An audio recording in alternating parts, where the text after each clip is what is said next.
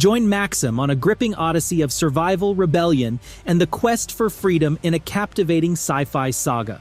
Welcome to the Recap Storyteller. Please watch and subscribe to my channel for more videos. Today I am going to recap the movie, Dark Planet from 2008. The movie begins in the year 2157, where Earth has left behind the era of wars and hunger. Nature thrives anew, and medical advancements conquer deadly diseases. Humanity embarks on the exploration of uncharted planets, with students actively seeking extraterrestrial life. Among them is Maxim, a young man setting out on a journey.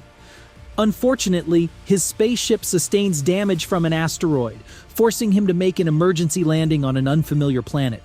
The shuttle explodes, severing communication, yet Maxim remains optimistic and resolves to explore. The planet bears a striking resemblance to Earth, fueling Maxim's hope of finding assistance and a means of communication. However, a resident named Zeph captures him. Maxim adapts by placing a translator in his ear to comprehend the native language. Zeph then hands Maxim over to the planet's authorities, who equip him with a helmet to probe his thoughts. Simultaneously, a man named Guy is tasked with escorting Maxim to the capital. They encounter a peculiar signal and overhear people chanting the guard's anthem. Passing a protective tower, they witness its unexpected explosion, exposing rebel activity. Guy becomes ensnared, but Maxim intervenes, rescuing him. Together, they traverse on foot to reach the capital. The head of special research directs his subordinate, Fank, to transport Maxim to the department. Fank escorts him, and the Republic's prosecutor becomes aware of Maxim's presence. Towers are activated, and tension mounts. Fank experiences a seizure, providing Maxim with an opportunity to escape. As he roams through the city, Maxim is captivated by its peculiar way of life. Meanwhile, unknown leaders convene for a meeting. Maxim enters a cafe, where he defends a waitress named Rada, who turns out to be Guy's sister. Maxim escorts her home, engages in a street brawl with a gang, and impresses Rada. She invites him to her place. Later, upon Guy's return home, Maxim delves into inquiries about the intricacies of their world. Swiftly, Maxim discerns that Rada and Guy harbor beliefs based on misinformation propagated through persuasion. Rada, for instance, holds the notion that their planet is hollow, devoid of sky or space. Guy elucidates the political framework of their state, Sarak.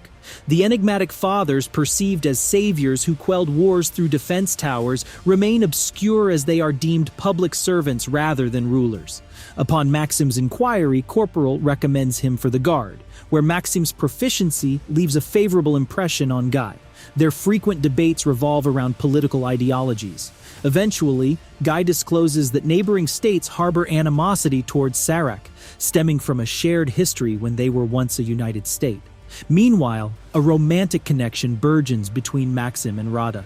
They embark on walks, during which Maxim reminisces about Earth, expressing a desire for his parents to know he is alive. Maxim becomes tasked with apprehending rebels experiencing seizures akin to epileptic fits. During an attack by a rebel on the captain, Maxim intervenes and saves him. The captain, in a moment of reflection, regrets the pursuit of rebels, acknowledging their shared humanity. In a candid confession, Maxim admits to once perceiving rebels as savages. Subsequently, Maxim participates in interrogations, witnessing firsthand that the rebels are not the terrorists branded by the unknown fathers, but rather ordinary individuals driven by their ideals and beliefs. The brutality of the interrogations deeply disturbs Maxim, and he grapples with the inconceivable notion that someone is manipulating the rebels to harbor hatred against the government. Meanwhile, Fank updates the Wanderer on the discovery of the Savage, while Guy and Maxim receive a summons from the captain of the guard. To Maxim's dismay, the captain orders him to execute the arrested rebels. Leading the condemned to the execution site in the forest, Maxim ultimately cannot carry out the order. Returning to the commanding officer, he discards his gear and weapons, releasing the arrested rebels before walking away. Expressing his convictions about the true and just order of the world as it exists on Earth, Maxim is met with a gunshot from the captain. Subsequently, Guy is instructed to draft a report on the incident. Meanwhile, the unknown fathers deliberate on plans for an attack on neighboring states. The prosecutor advocates for initiating a war, and the chief father instructs them to devise a pretext, such as an alleged attack on a tower. During this period, rebels recover Maxim's body, including a doctor who is astonished that Maxim survived the gunshot, contrary to all expectations. The doctor unveils a shocking revelation. The Unknown Fathers are a clandestine group that seized power, eliminating dissenters to divert attention from poverty and corruption.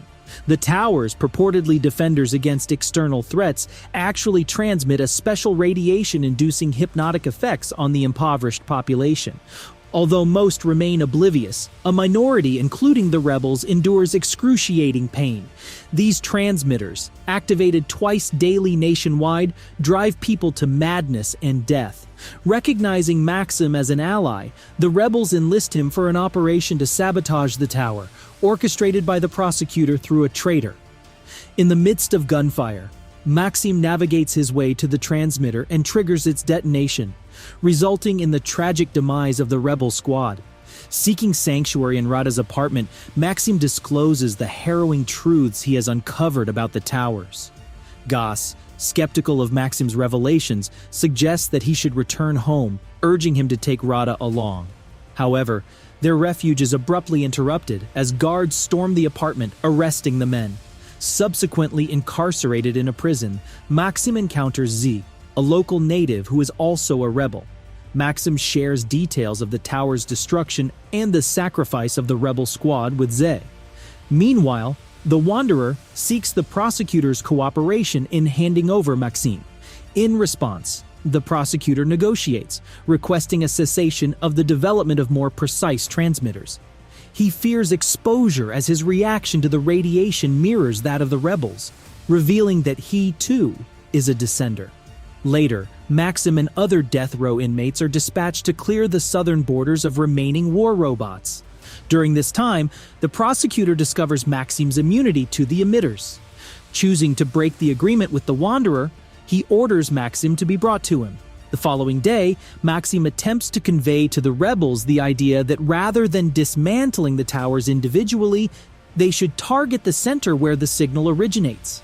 Z, however, reacts with fury, explaining that the towers serve a continuous purpose, emitting radiation that impairs critical thinking in people, not just during scheduled intervals, but incessantly.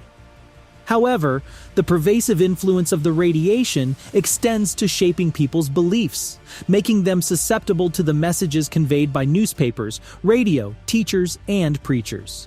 The ability to manipulate perceptions is well understood only by rebels, as the radiation, instead of hypnotizing them, inflicts pain. Zeph elucidates that in the South, mutants unaffected by the radiation exist, but they maintain distance from humans.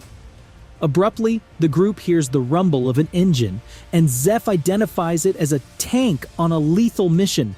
Without hesitation, Maxim rushes to the tank, gains control, and disables its automatic systems. Declaring his intent to head south to seek allies and dismantle the towers at the border, Maxim leaves his friends behind. The military endeavors to thwart the tank, with Maxim recognizing Guy among them and capturing him. Breaking through barricades, Maxim discloses the truth about the planet to Guy. Guy becomes a believer when, beyond the tower's range, he no longer feels the effects of the radiation. Enraged at having been a puppet, Guy finds solace in Maxim's assurance, reminding him that 40 million people share his experience, and it's for them that Maxim initiated the rebellion. During a pause in their journey, mutants known as residents of the steppes approach the tank peacefully, offering sustenance. The group proceeds to the ruler of these lands, noting the prevailing poverty. They discover that the aftermath of the last war has rendered the region perilous, yet these people, being artists with no alternative haven, have chosen to stay. Maxim presents a proposal to the leader, the Duke, urging rebellion against the Unknown Fathers. However, the mutants, both physically and morally weakened, are deemed unsuitable for active participation in the uprising. Instead, they suggest that Maxim and his group seek assistance from the island empire, albeit through traversing contaminated lands. In a gesture of support, the Duke gifts them an antiquated bomber, and they take to the skies. Mid-flight, The bomber is exposed to radiation emanating from the towers, resulting in Guy becoming fanatically devoted to Maxim, impeding his ability to pilot. Amidst the struggle, the bomber collides with a tower.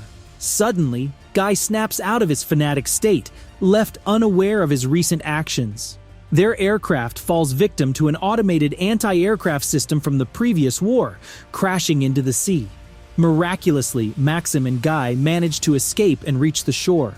On the coastline, they discover an abandoned submarine, prompting Maxim to decide to explore its interior. Meanwhile, back in the city, the prosecutor issues an order for Rada to be brought to him, and his men forcibly take her from the street. Claiming to be Maxim's ally, the prosecutor shows Rada a recording of his escape.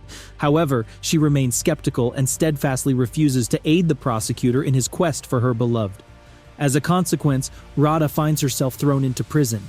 In the interim, Guy, anxiously awaiting Maxim's return, swims to the submarine, uncovering evidence of ghastly experiments on prisoners.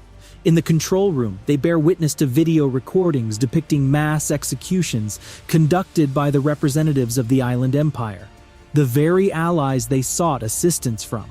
Horrified, Guy realizes that forming an alliance with the empire is not a viable option.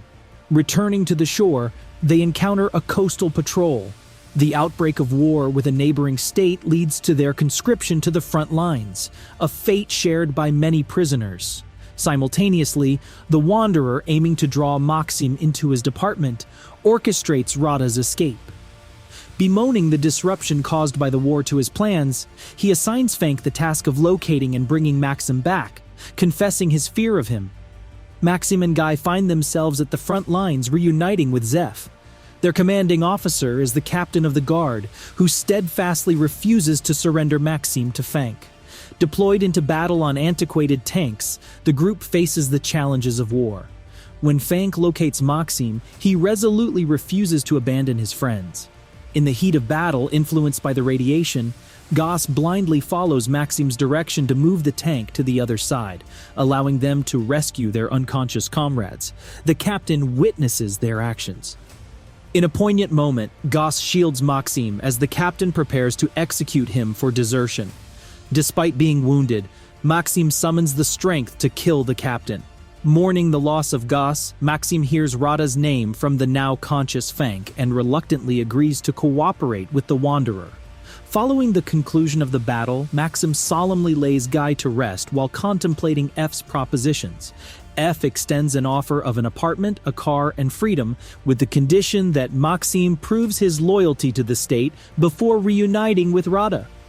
Simultaneously, the prosecutor cunningly visits the Wanderer's department, initiating a deceptive meeting with Maxim. The prosecutor proposes a plan for Maxim to overthrow the Unknown Fathers by disclosing the coordinates of the tower system's control center.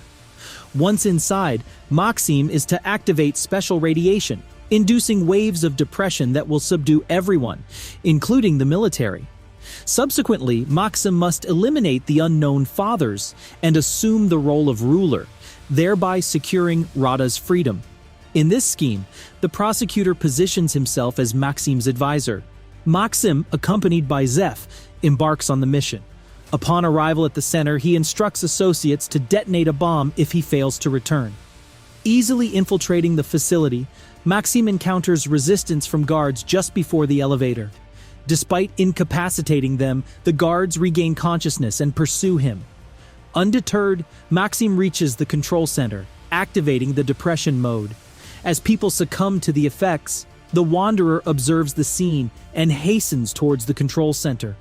Meanwhile, Maxim retraces his steps to retrieve the bomb, strategically placing it inside the building before triggering its detonation. Stepping away from the impending explosion, he finds himself pursued by the Wanderer, leading to a tense confrontation. At that critical moment, a powerful explosion obliterates the main transmitter. People on the streets begin to regain their senses as Maxim hurriedly searches for Rada, ultimately locating her in a cryo chamber. He carries Rada outside, but the Wanderer obstructs his path. It's unveiled that the Wanderer is an operative of galactic security from Earth who arrived to aid the planet 2 decades ago. Chaos erupts on the streets, giving rise to a power struggle with numerous casualties. Consumed by rage, the Wanderer lashes out at an unsuspecting student, momentarily forgetting about economics and inflation. The state finds itself on the brink of famine and invasion from neighboring countries. Maxim resists the Wanderer's actions, accusing him of permitting the construction of the towers and enslaving the local population. The Wanderer, in turn, invokes the laws of history, asserting that all rational beings go through wars and enslavement, and the planet is no exception. Undeterred, Maxim declares his commitment to his newfound home, vowing to combat inflation, hunger, and wars, steadfastly refusing to allow the establishment of another society built on slavery. Joining Maxim, R stands by his side, and as they stand together, the Wanderer smiles, perhaps acknowledging the emergence of a new order. Thank you so much for watching. Please support us by giving us a like and subscribe to this channel.